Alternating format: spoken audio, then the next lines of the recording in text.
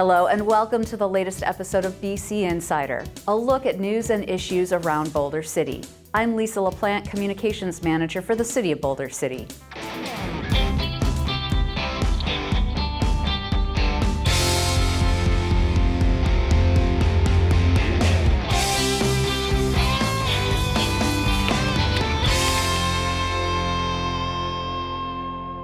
In May 2024, the city adopted new exterior design guidelines for the historic district.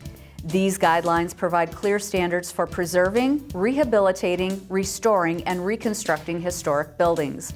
Boulder City staff efforts to preserve historic properties were recently honored for excellence in preserving cultural heritage and promoting environmental sustainability by the Nevada chapter of the American Planning Association.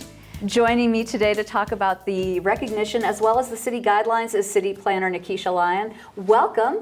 Yeah, thank you for having me. So I've heard a lot about contributing homes, non-contributing homes. Talk to me about the difference between those. Yeah, absolutely. So contributing homes, those are homes, they can also be commercial buildings as well. So they actually have retained their historical integrity. So they are contributing to the district, the historical significance of our town. In Boulder City, we're known for the town that built the Hoover Dam. So a lot of the homes that still have that historical significance, those are homes that were built in the 1930s.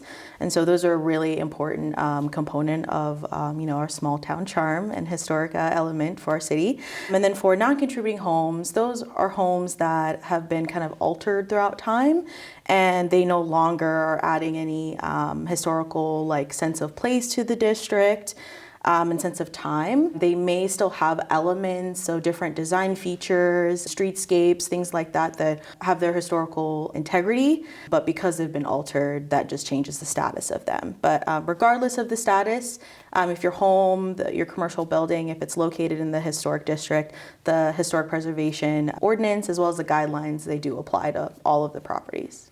So those new guidelines went into effect in May of 2024. Can you talk to me a little bit about those guidelines and what they mean? So the new exterior design guidelines, they're really important so that we're keeping our historic district historic. So we want for the contributing structures, those standards are more prescriptive. So they're more specific so that we can retain the design, the historic feel, the sense of place that those structures are contributing to the district, while the guidelines for the non-contributing structures, those are a little bit more flexible. Before, all of the guidelines were kind of meshed together. So we wanted to really create clear standards for how we're going about and how property owners can preserve their properties, restore them, rehabilitate them, as well as the new guidelines include guidelines for vacant properties. So for any infill development that occurs within the historic district, there's specific guidelines for those as well.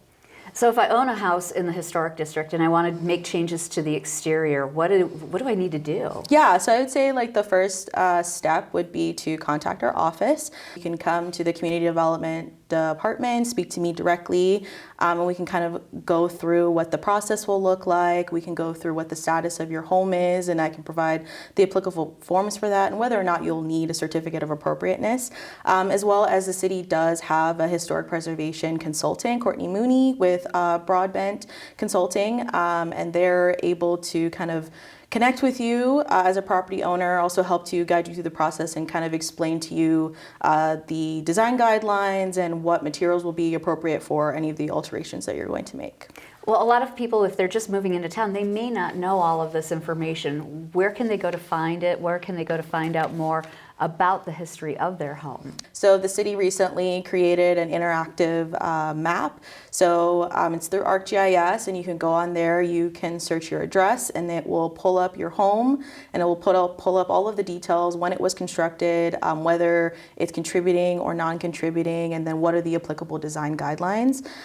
So that's a great way to kind of learn about your home even before you buy it, right? And then that will also let you know kind of what or how you'll be able to change it over time. Also, our website has a lot of resources as far as our grants that we offer within the historic district. So there are 2 grants that are applicable to our historic district. One is a residential historic preservation grant. So if you're making any changes to your home, regardless of the status, you're able to meet with us and we can kind of guide you through that process, whether you're going to be restoring the windows or making any additions per se. The intent of it is to encourage property owners within the district to help them out financially with the changes that they're making and then help them to retain the historical integrity of the property. So it's really important to us. And then the second grant is within our redevelopment district or area that's in the historic district. So typically those also apply to commercial buildings. So there's another opportunity there if you're restoring the building, attempting to preserve it to some way or doing some sort of adaptive reuse, there's a grant application for that as well. Really cool. Yeah. So talk to me a little bit about the certificate of appropriateness you brought up. What is it and how long does it take to get one if you have to get one? Yeah, that's a great question. So for the certificate of appropriateness, there's 2 different processes. For the non-contributing structures, typically when you're making a change there, those approvals are internal. So myself and our consultant, Courtney Mooney, will review your application and we'll be able to approve it internally. Typically those coincide with your building permit. And then for contributing structures, those do have to get approval from our Historic Preservation Commission. So we would guide you through that process. I'd say for both processes it takes about 3 weeks to 4 weeks. So not as cumbersome or time consuming as maybe other jurisdictions, but yeah, it's a pretty smooth process and then we're able to kind of walk you through it. The process can be longer if there's like any comments or any revisions that you might have to make to your application. So you guys just recently won the DeBoer Award. Talk to me about that. Yeah, so for the DeBoer Awards, it's actually named after the master planner of Boulder City, Saka Rank DeBoer. So Boulder City was nominated, particularly our new exterior design guidelines, then our interactive map. And so Boulder City got awarded for the outstanding cultural or environmental plan for this year. So yeah. And you're relatively new here, only been here about a year. So to see us honored with a namesake award, that's got to be something special for you. Yeah, it's very special. You know, like again, it brings it back home to us, and I think it's like it's a really big deal, and it just shows that we're making the appropriate changes and we're doing the appropriate things to really preserve the historic integrity of our district.